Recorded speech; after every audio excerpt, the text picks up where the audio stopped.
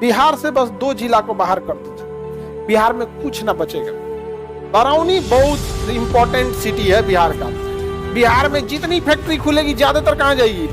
वहां बिहार एनटीपीसी से बिजली घर है, तेल शोधन कारखाना है बरौनी में, ऑयल रिफाइनरी कहाँ है? बरौनी में। अभी हम कुछ दिन पहले गए थे, पूरा बाढ़ में दहल है एरिया, भयानक बाढ़ आया हुआ है, बाप रे बाप। टैक्स कलेक्शन 80% खत्म।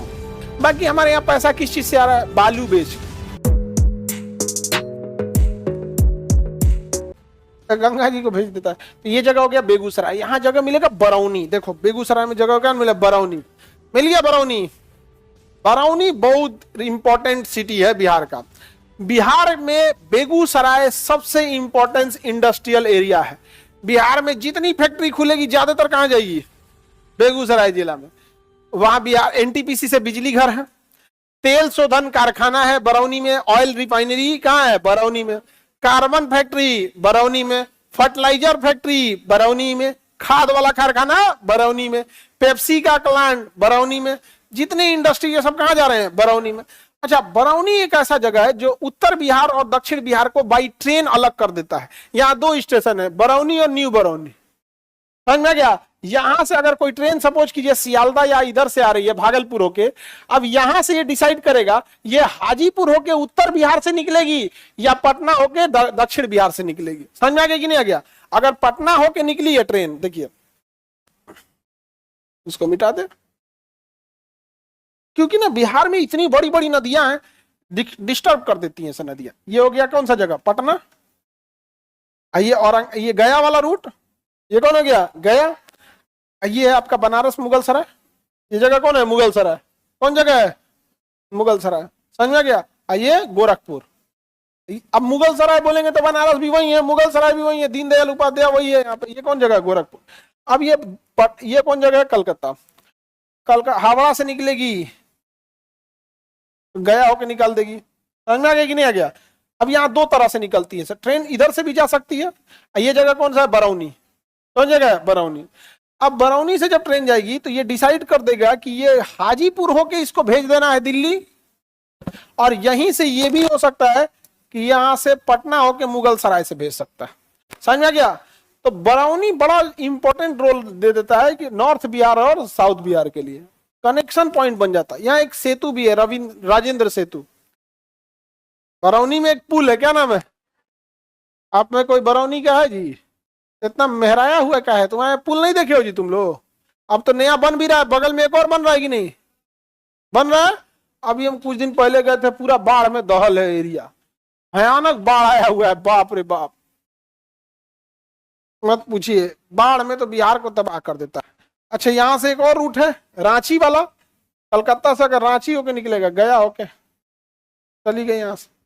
समझे? तो 2 रूट देखो ध्यान से, तुम किधरों से आओ मुगलसराय आना होगा। समझ में आ गया? किधर से भी आएंगे, किधर से आना होगा? मुगलसराय से। साउथ इंडिया से ट्रेनें आएंगी तो कहां से? मुगलसराय से। कहां पे? मुगलसराय से। तो मुगलसराय किधरों से जाओगे, किधर जाना पड़ेगा? मुगलसराय से होके जाएंगे यहां से। और इधर में बरौनी, बरौनी बहुत इंपॉर्टेंट रोल हो जाता है। अब जैसे ट्रेन चलेगी बनारस कलकत्ता वंदे भारत, पटना झांकने ना है, बनारस से गया होते हुए निकाल देगी कहां पे? अच्छा, पटना से जाना होगा कलकत्ता, फिर इस रूट से जाइए आप, इस रूट से जाना पड़ेगा, तो थोड़ा वो लेंदी हो जाता है। समझ में आ रहा है कि नहीं आ रहे हैं? तो ट्रेनों का भी रूट है, अलग अलग है यहाँ पर पटना में। बरौनी मिल गया, industrial capital of Bihar. Bihar से बस 2 जिला को बाहर कर दीजिए, एक बेगूसराय, बरौनी बेगूसराय वाला, और एक पटना। बिहार में कुछ ना बचेगा। टैक्स कलेक्शन 80% खत्म। जो टैक्स आ रहा है ना, क्योंकि इसके बाद जो बचेगा वो एग्रीकल्चर बचेगा, और एग्रीकल्चर पे टैक्स नहीं है। जब टैक्स नहीं है तो government revenue zero. Government revenue क्या हो जाता है? जीरो। तो बिहार में सबसे ज्यादा पैसा यहीं आते हैं, पटना बेगूसराय। बरौनी तो जगह है, डिस्ट्रिक्ट कौन सा हो जाता है? बेगूसराय। बेगूसराय, ये 2 हैविली इंडस्ट्रियल एरिया। बाकी हमारे यहाँ पैसा किस चीज से आ रहा है? बालू बेच के। सरकार को क्या बेच के आ रहा है? बालू बेच के, और नहीं तो जमीन बेच के। सरकार को पता है कि जमीन विवादित है, एक के जमीनवा को 5 बार बेचिएगा, सरकार कहेगा अरे 10 बार बेच दे भाई, हमरा तो पैसा आएगा ना, तुम लड़ के मर जाओ।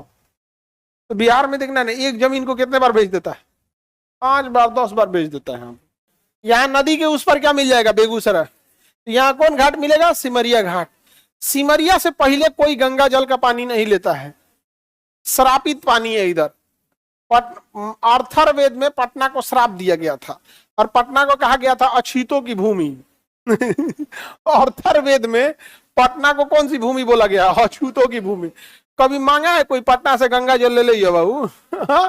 बनारस रहोगे तो मांगेंगे लोग क्या चीज, गंगा जल। तुम लोग से कोई मांगा है गंगा? इवन झारखंड में बाबा देवघर में जाएंगे आप तो शंकर जी के पानी चढ़ाने के लिए, तो कोई पटना से पानी लेके नहीं जाता है, कहता है पटना जिला हेल जाओ, आज जितना दूर हेल जाओ। अब यहाँ सुल्तानगंज से पानी भरेगा, उसके बाद ले जाएगा, तनी पटना से गंगा जल लेके जाओ।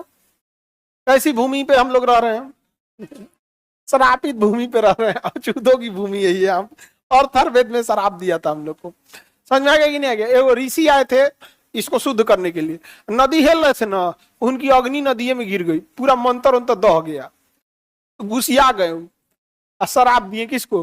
अरे भाई नाव से हेलना चाहिए, आप काहे तैर के हेल रहे थे भाई, हम लोग को शराब के चल गए। कोई गंगा जल मांगता है पटना का? कोई नहीं मांगता है गंगा जल पटना का। खैर नहीं मांगता है तो समझदार ही है। सबसे खराब पटना में क्या लगता है ना, जितना लॉज है ना, इनमें बाथरूम के लिए जो सेफ्टी टैंक होता है वो नहीं है, वो डायरेक्ट नाला में छोड़ते हैं, और नाला सीधे गंगा नदी में जाता है। यहाँ सामने कोचिंग के सामने जाओ, कृष्णा घाट मिलेगा, कृष्णा घाट मिलेगा।